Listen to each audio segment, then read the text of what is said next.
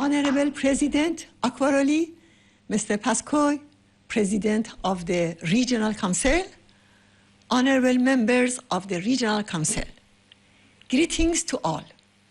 I sincerely appreciate your solidarity with the Iranian people's resistance for freedom and democracy and the establishment of a democratic republic in Iran.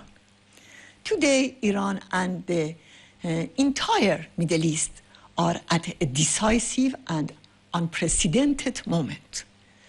Last January, a major uprising spread across all 31 provinces of Iran.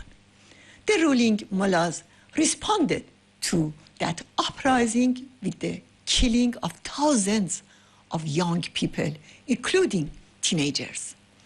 This violence, in turn, increased the determination of our people to bring an end to the regime. At the same time, resistance units expanded their activities against the regime. In practice, they have developed into organized units of a liberation army inside Iran. On February 23rd, they carried out a major operation targeting the headquarters of Khamenei, one of the most heavily protected sites of the regime. This event demonstrated the power of the resistance movement inside the country. The people of Márkه, who have repeatedly stood against religious and military dictatorships, understand well the importance of the Iranian people's struggle. History does not forget the time during the Second World War when Márkه rose up against fascism and Nazi occupation. Workers, students, and women stood firm despite severe repression and joined resistance networks. Such a people can truly understand the emotions, the determination, and the conviction of the Iranian people who have risen up. Like all peoples who have risen up, our people face many obstacles in their pursuit of freedom. These include the repression of the ruling regime, also the attempts by remnants of the previous dictatorship to hijack the people's uprising. Fortunately, the Iranian people draw on 120 years of struggle for freedom. They have reached a level of political wisdom and progress that leaves no place for either religious or monarchical tyranny. Today, the regime stands on the brink of collapse. For this reason, it has turned to the execution of political prisoners.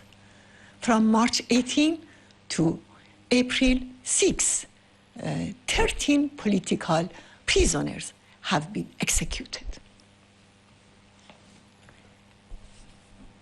7 of them were brave, rebellious youths who took part in the January uprising. The other 6 were members of the People's Mujahideen Organization of Iran. They are regarded as heroes in the struggle to overthrow the religious dictatorship. Dear friends, we have welcomed the ceasefire in the war that began on February 28 over the regime's nuclear and missile programs. We hope that this temporary ceasefire, contrary to the wishes of the remnants of both the clerical regime and the Shah, will lead to a lasting end to the war. We also hope it will open the path toward peace and freedom. From the very beginning, the slogan of this resistance and its provisional government has been and remains peace and freedom.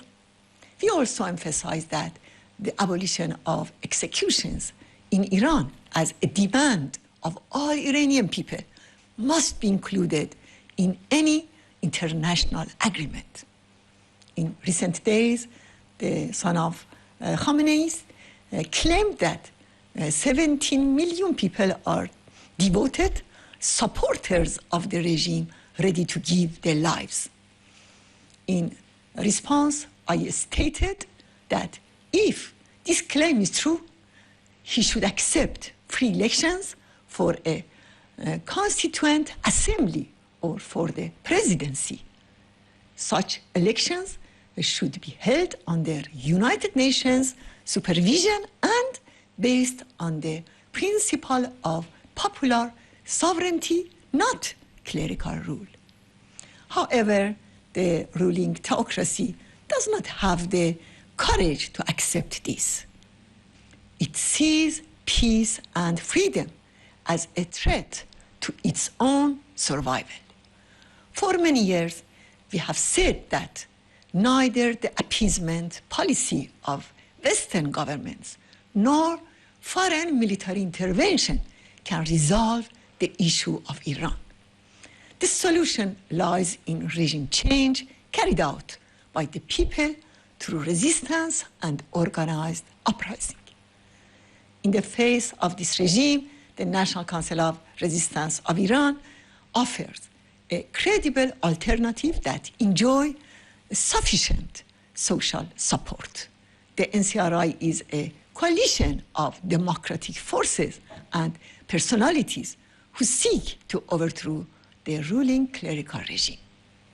The 10-point plan of this resistance outlines the vision for a democratic republic in Iran. It includes principles such as the separation of religion and the state, gender equality, autonomy for ethnic groups, the abolition of the death penalty, and a non-nuclear Iran. The National Council of Resistance has also announced a provisional government to transfer sovereignty to the people of Iran. This government will ensure peaceful, orderly, and democratic transition of power to the people.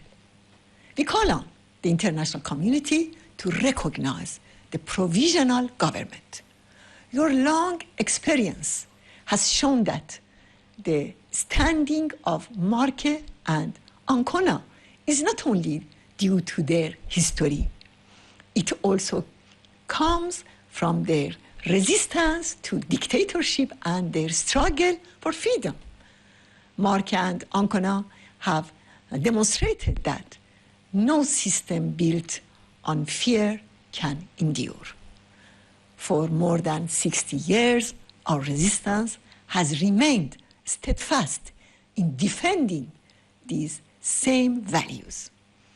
It has stood against both the monarchical and the clerical dictatorships.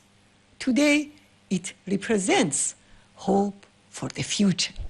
I hope that the honorable lawmakers of Márkه, as well as all defenders of peace, freedom, and human rights, will actively support the Iranian people's struggle to overthrow the regime.